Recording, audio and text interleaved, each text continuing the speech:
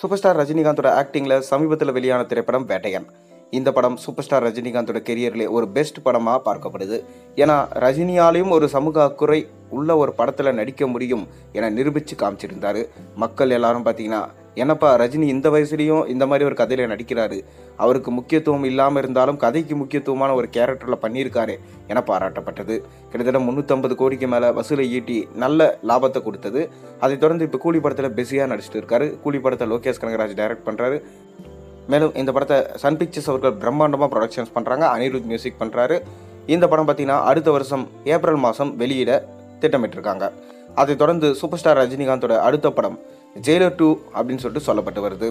அதாவது அண்ணாத்த தர்பார் போன்ற மிக பெரும் கடுமையான விமர்சனங்களுக்கு உள்ளாக்கப்பட்ட படங்களை தொடர்ந்து ரஜினி இனிமேல் சினிமாவில் இருக்க மாட்டார், அவருடைய சகாப்தம் முடிஞ்சு போனது என்று சொல்லப்பட்டது. அதைத் தொடர்ந்து நெல்சனோட இயக்கத்தில் ஜெயிலர் படத்தில் சூப்பர் ஸ்டார் ரஜினிகாந்த் அவர்கள் நடித்தார். ஜெயிலர் படம் பேன் இந்தியா படமாக உருவாக்கப்பட்டது. ஆரம்பத்தில் ஜெயிலர் படத்தின் கதை மீது நம்பிக்கை இல்லாத ரஜினி இந்த படத்தை நீங்கள் அனைத்து சினிமா இண்டஸ்ட்ரியிலிருந்தும் ஒருத்தர் கூட்டின்னு வந்து பேன் இந்தியா படமாக பண்ணுங்க என ஐடியா கொடுத்துருக்காரு. அந்த ஐடியா படமே நெல்சன் பார்த்தீங்கன்னா சிவராஜ்குமார், ஜாக்கி ஷெராப், சுனில் மற்றும் மோகன்லால் போன்ற முக்கியமான கேரக்டர்ஸை, அதாவது முக்கியமான ஆக்டர்ஸை கூட்டின்னு வந்து இந்த படத்தில் நடிக்க வச்சார். இதன் மூலமாக அவரே எதிர்பார்க்காத அளவுக்கு மிக பெரும் லாபத்தை கொடுத்த படம்னா ஜெயிலர் படம்.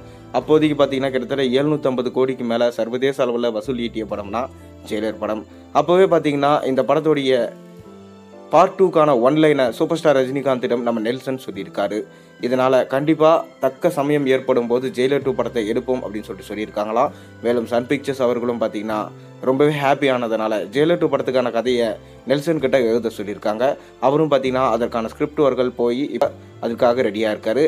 கிட்டத்தட்ட 2 வருஷமாச்சு. 2 வருஷமாக பார்த்தீங்கன்னா நெல்சன் அவர்களும் எந்த படமே எடுக்காமல் இருக்காரு. அதற்கு காரணம் ஜெயிலர் 2 படத்தை கமிட் பண்ணது தான். இப்போ இதற்கான டைம் வந்திருக்கு.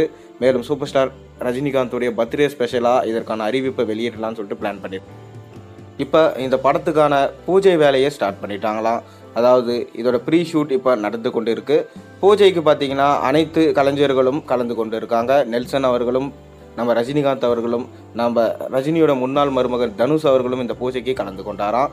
பூஜையோடவே இன்றைக்கே ஷூட்டிங்கை ஸ்டார்ட் பண்ணியிருக்காங்க.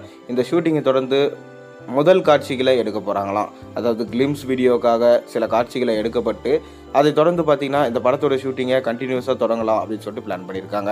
நம்ம சூப்பர் ஸ்டார் ரஜினிகாந்தோட பர்த்டே அன்னைக்கு இந்த கிளிம்ஸ் வீடியோ ரிலீஸ் ஆக அதிக வாய்ப்பு இருக்கிறதா சொல்லப்படுது. மேலும் நீங்கள் ஜெயிலர் 2 படத்துக்காக எந்த அளவுக்கு வெயிட் பண்ணுறீங்கிறது மறக்காம கீழே கமெண்ட்டில் சொல்லுங்கள். மேலும் சேனலில் போடுற ஒரு வீடியோஸும் பிடிச்சி மறக்காம சேனலுக்கு சப்ஸ்கிரைப் பண்ணுங்கள், லைக் பண்ணுங்கள், பெல் ஐக்கனை ப்ரெஸ் பண்ணுங்கள்.